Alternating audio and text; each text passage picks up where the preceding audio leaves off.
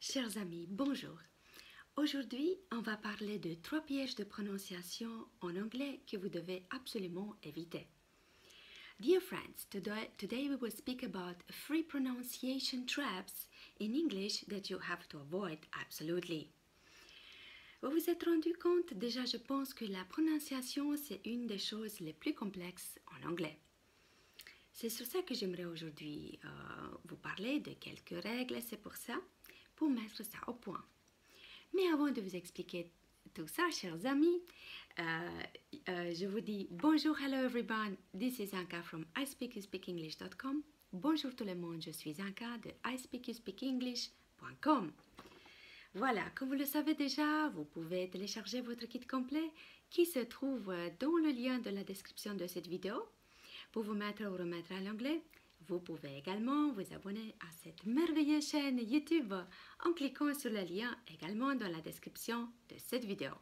Maintenant, retournons au sujet d'aujourd'hui qui est 3 pièges de prononciation en anglais. Voilà.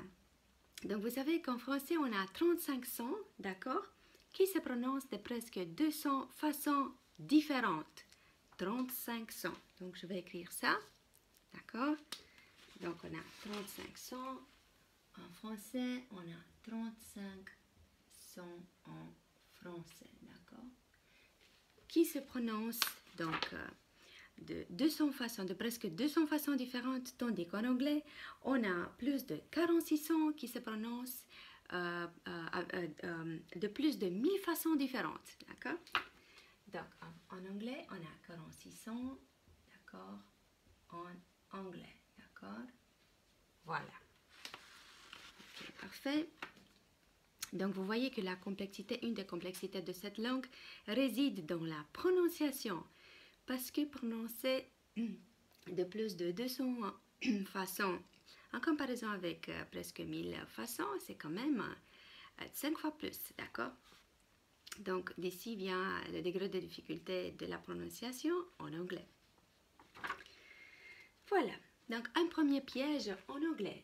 Vous avez un même groupe de lettres, d'accord, comme E, A, I, E, qui peuvent se prononcer de façon différente. Par exemple, steak, d'accord, on a E, A, steak, d'accord, comme dans l'exemple, cut the steak for the barbecue. Coupe ce steak pour la barbecue, d'accord. Je vais l'écrire.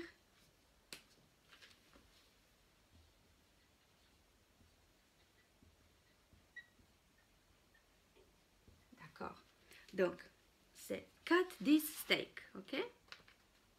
Voilà. Donc, cut the steak for the barbecue, please. Coupe ce steak pour la barbecue, s'il te plaît, d'accord? Puis, vous avez aussi freak. Freak. Vous savez cette chanson? And I'm a freak.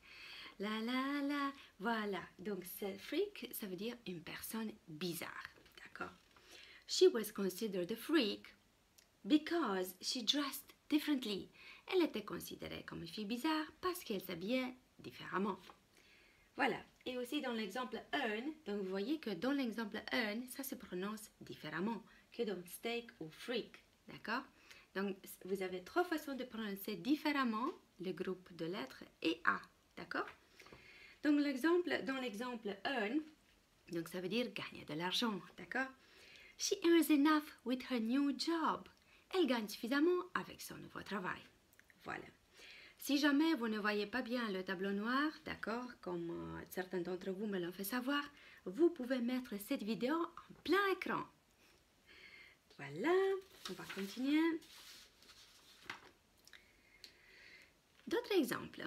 Donc, le groupe de lettres in, dans l'exemple in, ok, la préposition in se prononce in, mais dans l'exemple fine, d'accord, avec in, ça se prononce différemment, ok.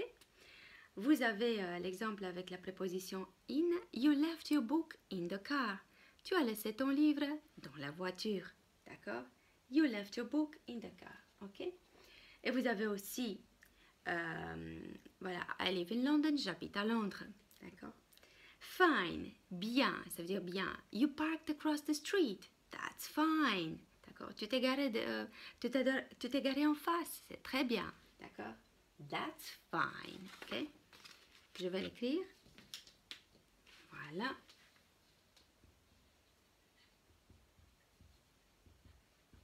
Voilà. That's fine. C'est très important. Je vais mettre ça pour que ça ne sèche pas. Voilà. Ok. Donc, vous avez aussi le groupe de lettres EA, d'accord, qui peuvent se prononcer différemment. Aussi donne meat, d'accord, meat, qui veut dire viande. She doesn't eat meat, elle ne mange pas de viande, d'accord. Vous avez aussi learn, d'accord, EA, également apprendre, d'accord. The actor had to learn his lines. L'acteur a dû apprendre son texte. Voilà.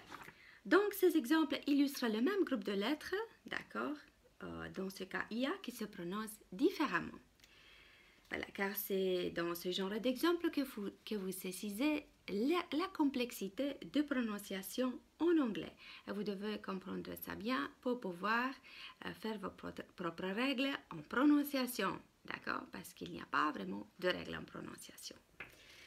Voilà, chers amis, la première partie de cette vidéo, 3 pièges de prononciation en anglais. N'oubliez pas que vous êtes libre de télécharger votre kit complet pour vous mettre ou remettre à l'anglais dans le jour suivant. Le lien se trouve dans la description de cette vidéo. D'accord? Vous pouvez également vous abonner à cette merveilleuse chaîne YouTube en cliquant sur le lien de la description de cette vidéo. Je vous donne rendez-vous dans la seconde partie de 3 pièges de prononciation en anglais. Thank you for watching. Talk to you soon.